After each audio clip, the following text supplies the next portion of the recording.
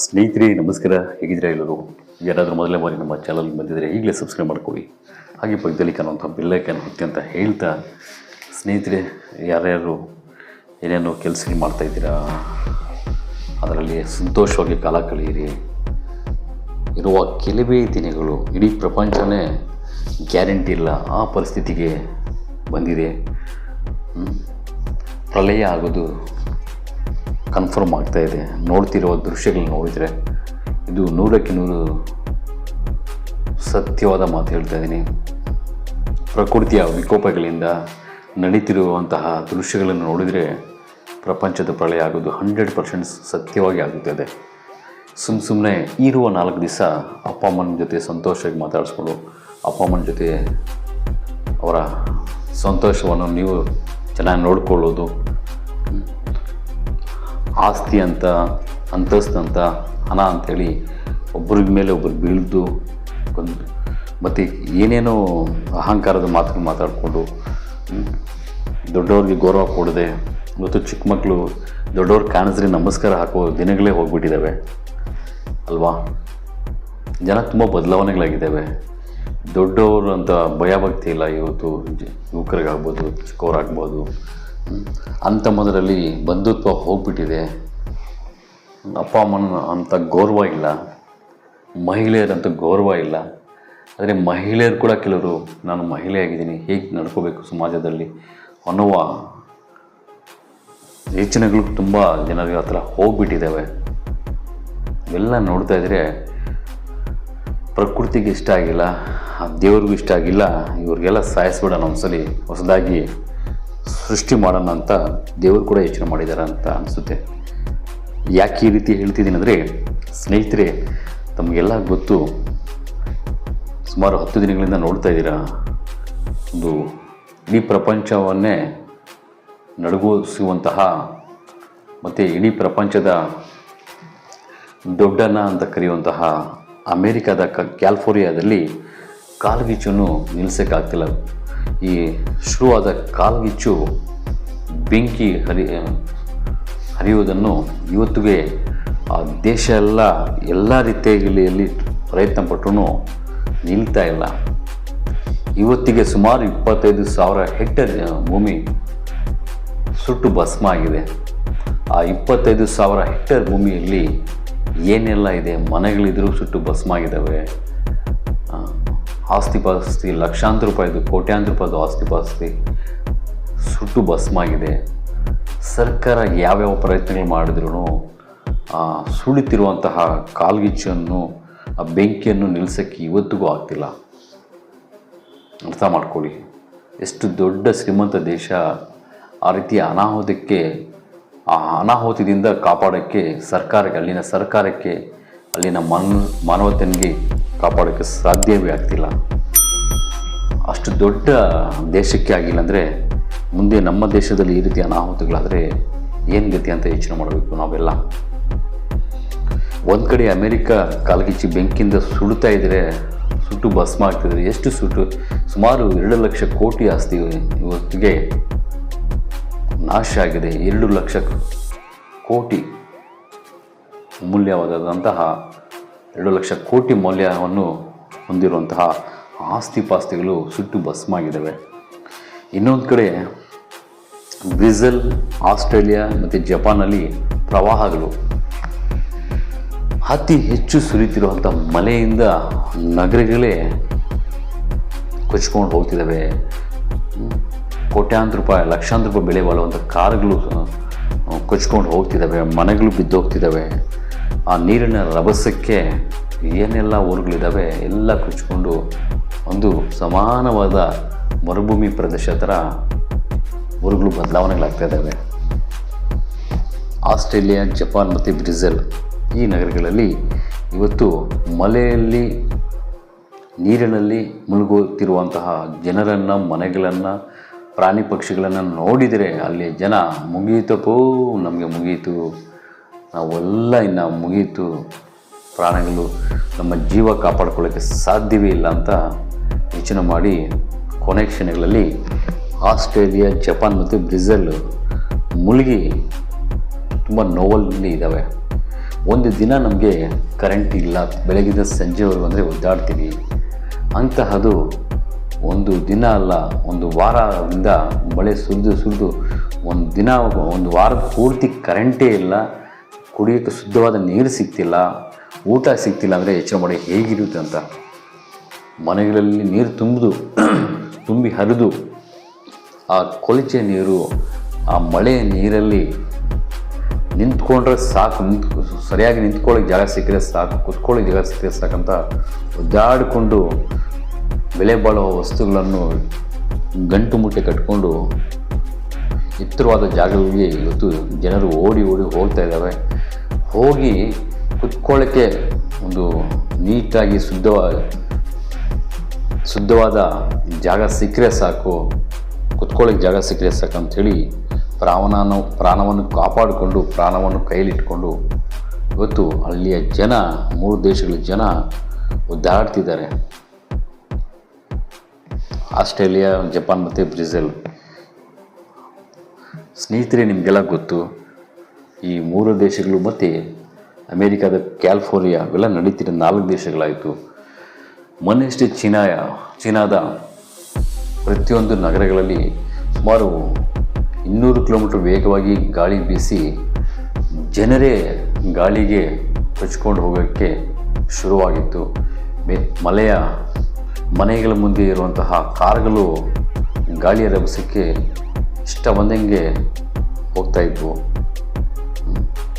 ಗಾಳಿಯ ರಭಸದಿಂದ ಅಲ್ಲಿ ಲಕ್ಷಾಂತರ ರೂಪಾಯಿ ಬೆಲೆ ಬಾಳುವಂತಹ ಸುಮಾರು ಅಮೂಲ್ಯವಾದ ಸುಮಾರು ಜಾಗಗಳು ಆಗ್ಬೋದು, ಆಸ್ತಿಪಾಸ್ತಿಗಳು ನಷ್ಟವಾಗಿದ್ದಾವೆ ಗಾಳಿಯಿಂದ.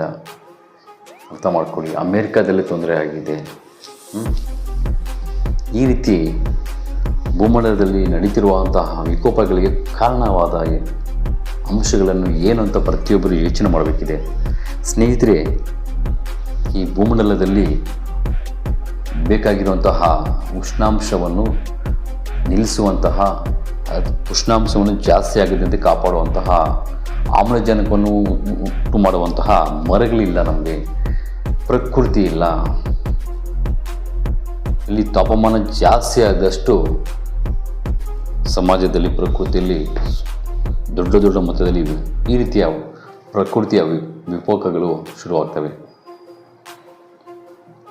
ಸ್ನೇಹಿತರೆ, ಪ್ರತಿಯೊಬ್ಬರು ವಿದ್ಯಾವಂತರಾಗಿರ್ತಾರೆ. ಆ ವಿದ್ಯಾವಂತರ ತಕ್ಕಂತೆ ನಡ್ಕೊಂಡ್ರೆ ಪ್ರತಿಯೊಬ್ಬರು ಮರಗಳನ್ನು ಕಾಪಾಡಬೇಕು, ಮರಗಳನ್ನು ಬೆಳೆಸಬೇಕು ಅಂತ 1ನೇ ಕ್ಲಾಸಿಂದನೇ ಪಾಠ ಮಾಡ್ಕೊಂಡು ಬಂದಿರ್ತೀವಿ. ಆದರೆ ಆ ಕೆಲಸ, ಬೇಕಾಗಿರೋ ಕೆಲಸ ಯಾರೂ ಮಾಡಲ್ಲ, ಬೇಗದೇ ಇರೋ ಕೆಲಸ ಜಾಸ್ತಿ ಮಾಡ್ತೀವಿ. ಪ್ರತಿಯೊಬ್ಬರು ನೀರನ್ನು ಬಳಸ್ತಾ ಇರ್ತೀವಿ, ನೀರು ಕೊಚ್ಕೊಂಡು ಹೋಗ್ತಾ ಇರ್ತಾರೆ. ಬಳಸುವಂಥ ನೀರು ಉಪಯೋಗಿಸ್ಕೊಂಡು ನಮ್ಮ ಮನೆ ಮುಂದೆ ಒಂದೊಂದು ಮರ ಗಿಡಗಳನ್ನು ಬೆಳೆಸಿ ಅಂತ ಹೇಳ್ಕೊಂಡು ನಾನು ಸುದ್ದಿ ಚಾನಲ್ ಮಾಡಿದಾಗಿಂದ ಹೇಳ್ತಾನೆ ಇದ್ದೀನಿ.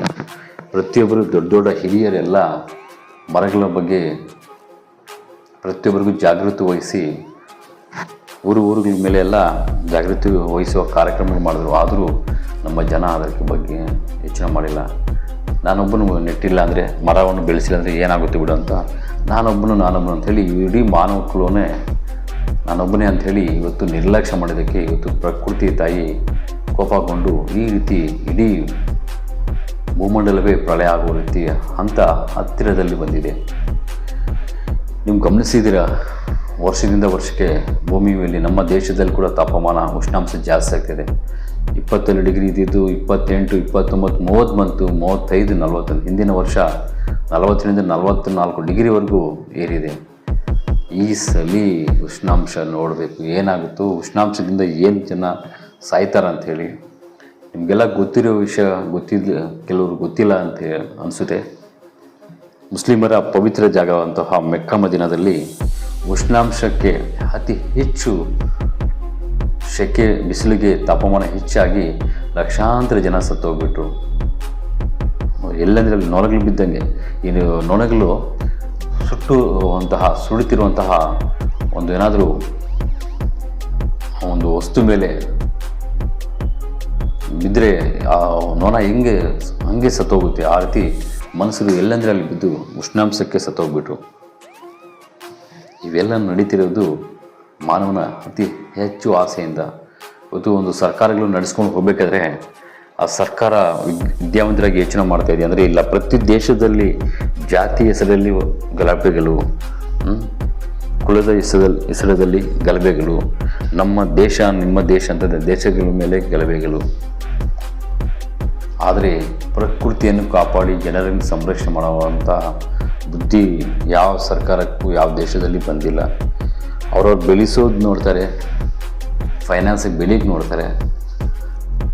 ಆದರೆ ಮನುಷ್ಯ ಬದುಕು ಬಾಳಬೇಕಾದ್ರೆ ಈ ಭೂಮಂಡಲದಲ್ಲಿ, ಈ ಪ್ರಪಂಚದಲ್ಲಿ, ಭೂಮಿ ಮೇಲೆ ಏನೆಲ್ಲ ಬೇಕಾಗಿದೆ ಅದನ್ನು ಕಾಪಾಡಿಕೊಂಡು ಯಾವನೊಬ್ಬನೂ ಹೋಗ್ತಿಲ್ಲ. ವಿಶ್ವದ ದೊಡ್ಡ ನಾನು ಅಮೇರಿಕಾ ಪ್ರತಿಯೊಂದು ದೇಶಗಳಿಗೆ ಸಂದೇಶ ಕೊಡಬೇಕಾಗಿತ್ತು. ಪ್ರಕೃತಿಯನ್ನು ಬೆಳೆಸಬೇಕು, ಪ್ರಕೃತಿಯನ್ನು ಕಾಪಾಡ್ಕೋಬೇಕು, ಮರ ಗಿಡಗಳನ್ನು ಬೆಳೆಸಬೇಕಂತೇಳಿ. ಇವತ್ತು ರಸ್ತೆಗಳ ಅಗಲೀಕರಣ ನೆಪದಲ್ಲಿ ದೊಡ್ಡ ದೊಡ್ಡ ಸಾಲಾಗಿ ಬೆಳೆದಿರುವಂಥ ಮರಗಳನ್ನು ಕಟ್ಟಿದ್ದೀವಿ, ಬಿಸಾಕಿದರು. ಆದರೆ ಆ ಜಾಗದಲ್ಲಿ ಮತ್ತೆ ಮರಗಳನ್ನು ಬೆಳೆಸೋಕ್ಕೆ ಯಾವ ನಾಲಾಯಕ ಮೂಲಿ ಮಗನೂ ಹೋಗಿಲ್ಲ.